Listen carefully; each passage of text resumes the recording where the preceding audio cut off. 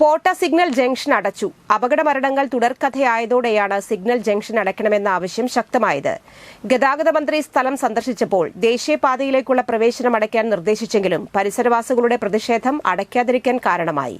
മന്ത്രിയുടെ നിർദ്ദേശം നടപ്പാക്കിയെങ്കിൽ അതിനുശേഷം നടന്ന 4 മരണങ്ങൾ ഒഴിവാക്കാമായിരുന്നു.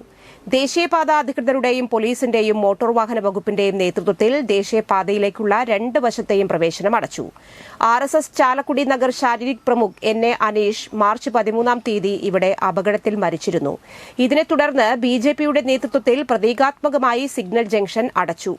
പ്രതിഷേധത്തെ തുടർന്ന് MLA സനീഷ് കുമാർ ജോസഫ്, നഗരസഭാ ചെയർമാൻ ഷിബു വാലപ്പൻ എന്നിവർ സ്ഥലം സന്ദർശിച്ച് നാട്ടുകാരുടെയും ബസ് ഉടമകളുടെയും യോഗം വിളിച്ചുകൂട്ടിയ ശേഷമാണ് തിങ്കളാഴ്ച രാവിലെ പോട്ട ആശ്രമം റോഡിൽ നിന്നും ചാലക്കുടിയിൽ നിന്ന് വരുന്ന പഴയ ദേശീയപാതയിൽ നിന്നുള്ള പ്രവേശനം അടച്ചത്.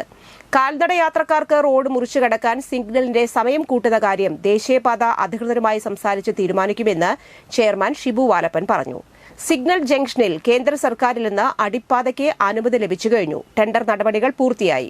മറ്റിടങ്ങളിലെ അടിപ്പാതയുടെ നിർമ്മാണത്തോടൊപ്പം ഇവിടെയും നിർമ്മാണം ആരംഭിക്കും. നഗരസഭാ ചെയർമാൻ ഷിബു വാലപ്പൻ, മുൻ ചെയർമാൻ എബി ജോർജ്, കൌൺസിലർമാരായ വത്സൻ ചമ്പക്കര, ലിബി ഷാജി, SHO സജീവ് എന്നിവരുടെ നേതൃത്വത്തിലാണ് പ്രവേശനം അടച്ചത്. പോട്ട ആശ്രമം സിഗ്നൽ ജംഗ്ഷൻ വലിയ അപകടങ്ങളും അതിന്റെ ഭാഗമായിട്ടുള്ള മരണങ്ങളും ഒക്കെ ഉണ്ടായിട്ടുള്ള സാഹചര്യത്തിൽ ഈ ജംഗ്ഷൻ അടച്ച് പൂട്ടണമെന്നൊരു അഭിപ്രായം കുറെ നാളുകളായിട്ടുള്ളതാണ്. പക്ഷെ ഇവിടെ ഒരു പകരം സംവിധാനം ഉണ്ടാകണമെന്നാണ് എല്ലാവരും ആവശ്യപ്പെട്ടിരുന്നത്.